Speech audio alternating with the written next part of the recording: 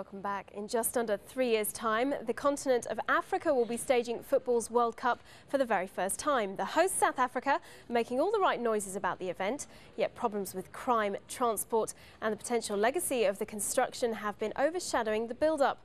So Sportsworld took a look at South Africa's preparations. The continent is the theatre, South Africa is the stage. Yeah!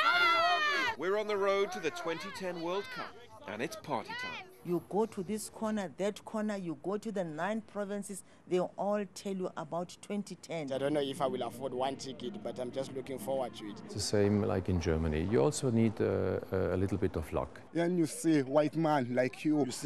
I see money, I see you to rob you.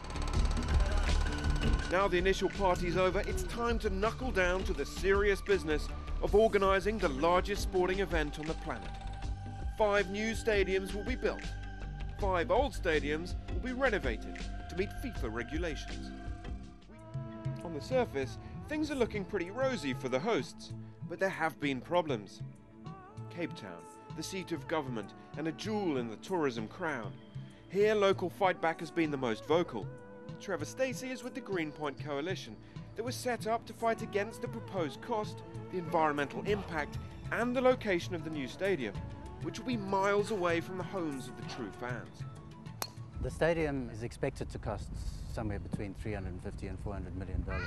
That money could be far better spent upgrading all the amateur clubs in Cape Town. I think there are about 25, getting those facilities in a reasonable state because they're not in a good state now, creating a trust fund for the development of soccer in Cape Town. If the stadiums are used after the World Cup, they could provide a lasting legacy. But will their future be empty, much like those in Japan and Korea after 2002? This thing is being built for one game, which is one of the semi-finals. Soccer doesn't have a huge support base here in Cape Town. I believe that even some of the bigger league games only attract about 5,000 people. First things first though, and the World Cup needs to be a success. Over 400,000 fans and tourists are expected to visit. But with too few hotels in the country, homestays like this one will be busy. Situated in the heart of Soweto, only a few miles from the main stadium, Mama Lolo is already an institution in her own right. And back in 2001, when parts of Soweto were improved, she famously opened the first bed and breakfast in the township on the outskirts of Johannesburg. Most of the B&Bs in Soweto are expecting a lot of people to come and stay in the B&Bs. And then mine, I already have bookings from some people who stayed here 2 years back. FIFA stipulate that fans should spend no more than 40 minutes moving between their place of residence and the stadium. This could be a huge problem for the rickety old, or in some cases, non-existent transport infrastructure. Enter the GOW train. Not purpose-built for the World Cup, but critically important in winning the bid and critical for providing transportation during it. In terms of the World Cup, the linkage between the airport and Sandton and Rosebank, where the bulk of the people will stay in the hotels there, it is important to have a linkage that would not be affected by traffic or delays. So the GO train would just form the backbone of the system. With new stadiums being built, massive transport and infrastructure projects, even new hotels are going up.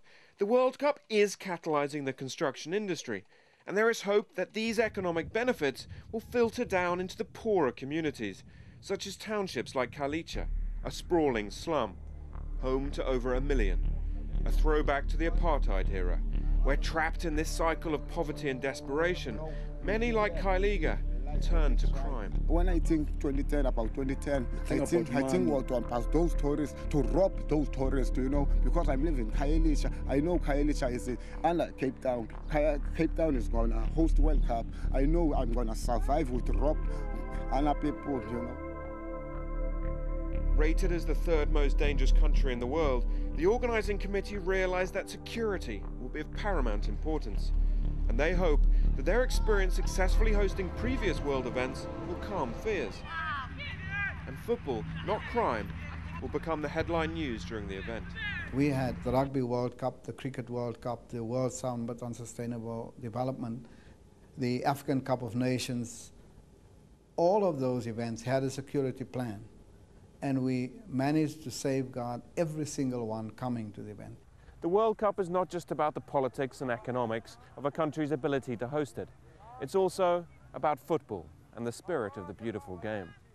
The philosopher and one-time Algerian goalkeeper Camus once said that all he knew about morality and obligation he owed to football. And there are few places where this is as clear as in the townships. Mrs. MAYAISE is one of the few female coaches in South Africa, and with a 14-year-old son playing in a local match, she understands why football is so important for children living in deprived areas. There's a lot of things happening here in South Africa, more especially our kids. You know, they're attracted in, a lot of funny things like the drugs, the liquor, all those things.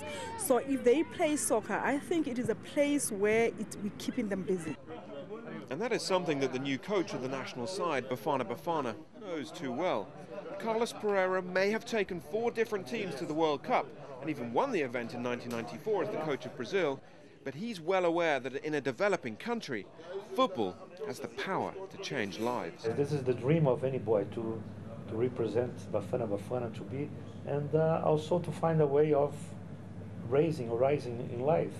It's on the financial side, on the popularity, on the famous side.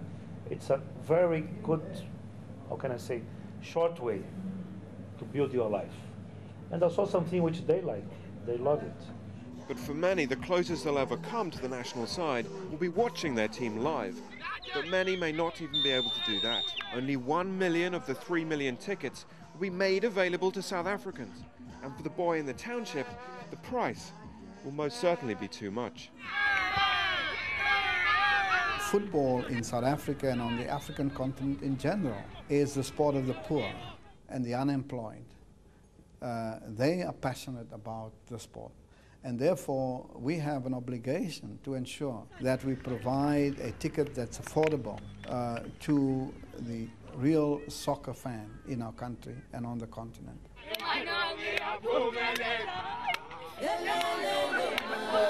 But as FIFA always make very clear, this is not a South African World Cup, this is a FIFA World Cup being held in South Africa. And football is big business. FIFA stand to make $4 billion from the event, partly from ticket sales. So will they reduce the price so the fans can be at the game? FIFA is aware that the demographic situation in South Africa is completely different than in Germany. And that's the important factor. But also for South Africa, if you have 3 million tickets and 30 million who wants to go football match or to the 64 matches, then we have a problem. And this is not solvable, no matter where you are. But for a poor developing country like South Africa, what could be the lasting legacy of holding the World Cup? The ability 2010 has to grow the GDP, for example, from 4.8% now to, let's say, about 6.5% in two or 3 years' time. That's a positive spin-off. This World Cup is about how do we transform this country in line with the stated objectives of building a sustainable economy into the future. And we think that the World Cup can contribute. Football runs like blood in the veins of black South Africa, and in no one least, the Nelson Mandela. One day after he was freed from prison, he chose to go to the football stadium in Soweto, and in front of 100,000 people, speak of a new South Africa. On the 11th of July 2010, the World Cup final will be held in the same stadium. And when the last ball has been kicked, perhaps football can bring further reconciliation to the Rainbow Nation. Well, don't forget to check out our website, aljazeera.net/English, where you can find all the latest sports news, watch any of our Sports World stories again, and let us know what you think of the show. Well, that's it for this edition of Sports World. I'm Joanna Gajarowska. You're watching Al Jazeera.